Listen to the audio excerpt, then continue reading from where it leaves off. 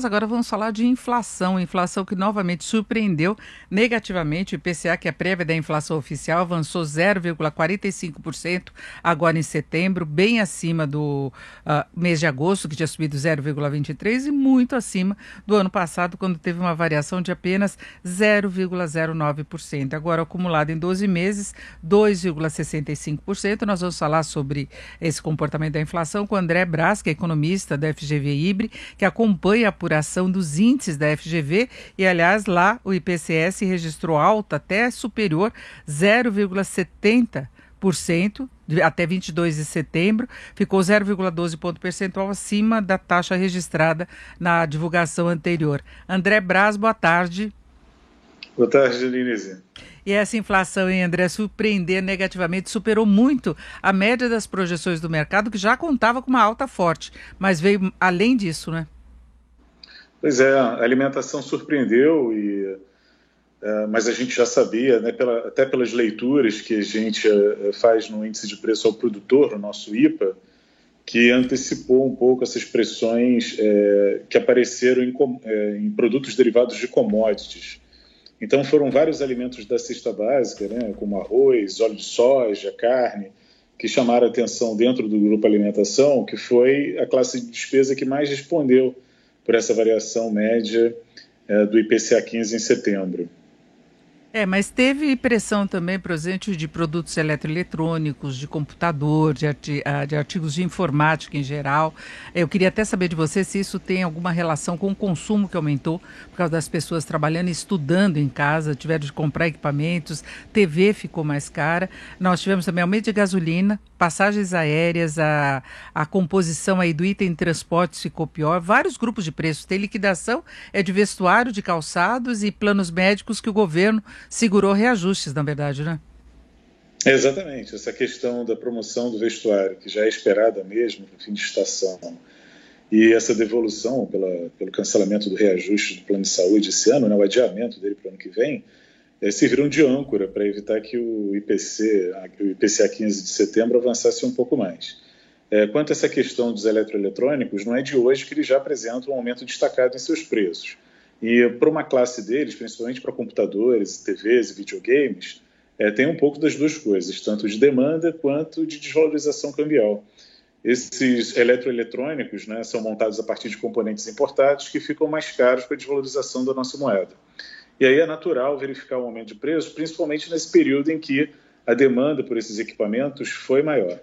Mas até para itens cuja demanda não teria assim, uma influência tão grande nesse momento, subiram de preço, como a parte de linha branca, né? Tem alguns destaques lá, fogões, geladeiras, também avançando um pouco acima da média nesse período. Então, eu acredito que tem mais influência cambial nos outros itens, com exceção do computador e do celular,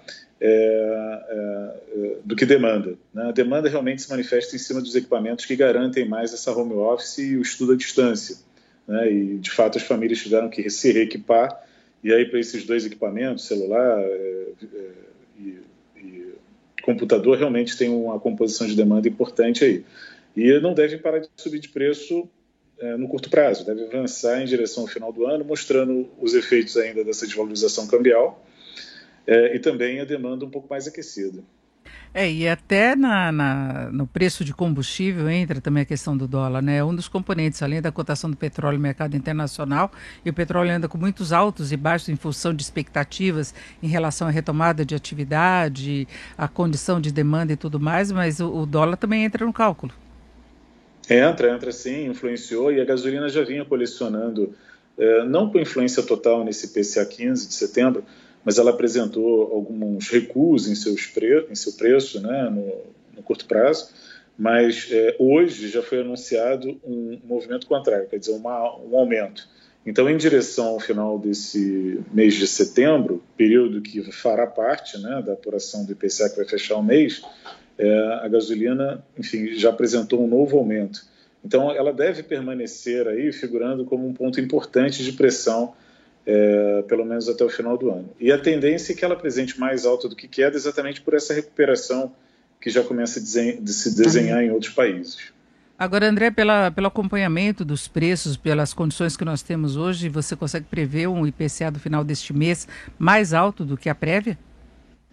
Eu acredito que sim, pelo acompanhamento diário que nós fazemos aqui, algo em torno na direção de 0,6, 0,7, como o IPCS aqui da FGV já antecipou, pode ser, porque parte das pressões inflacionárias captadas pelo 15 continuam, principalmente na questão dos alimentos, e até mesmo esse movimento mais recente do preço da gasolina pode entrar na conta, porque ainda estamos dentro do período de coleta.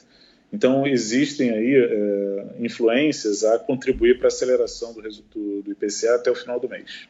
Bom, agora o acumulado em 12 meses do IPCA 15 subiu para 2,65, ultrapassou o piso da meta, que é 2,5%, está longe ainda do ponto central, que é 4,5%, mas vem uma preocupação de mercado em relação ao comportamento da inflação e a forma como o Banco Central tem sinalizado a política de juros. A gente tem a taxa básica em 2%, a ata do que foi divulgada nesta semana aponta para manutenção da Selic nesse patamar por um longo período, e isso tem deixado o mercado mais mal-humorado. Hoje a gente tem uma pressão muito forte, especialmente do dólar, e o dólar é um componente que entra na inflação, então ele pode realimentar essa pressão toda. André, você vê a condição de a inflação avançar muito mais, mesmo com projeções do IPCA ainda tranquilas no que se refere à meta?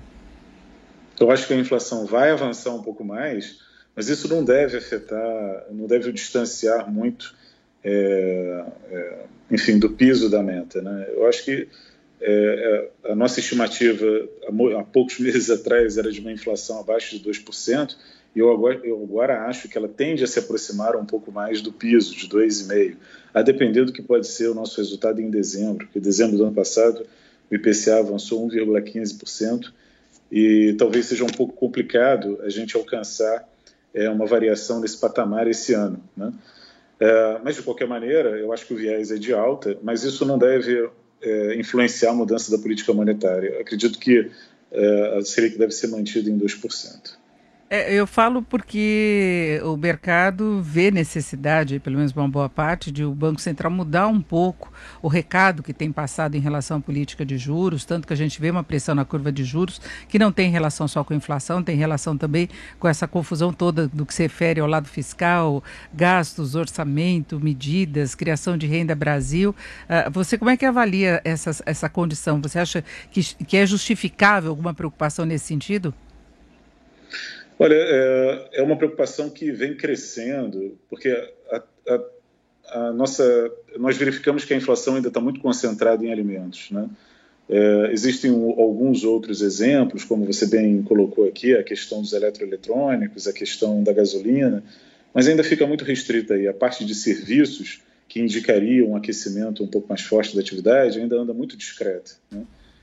Há uma recuperação se desenhando em torno de serviços turísticos, né? Essa parte de aviação começa a mostrar uma pressão maior, a parte de hotelaria, mas ainda é muito pequena, né? As variações acumuladas em 12 meses para esse grupo, que é um importante termômetro do aquecimento da atividade, ainda é muito baixo. Então é cedo ainda para desenhar um cenário de inflação mais persistente, e eu acho que essa aceleração recente tem mais a ver com a magnitude das desvalorizações cambiais e com o impacto que isso tem tido em cima de itens relevantes, como é a parte de alimentação.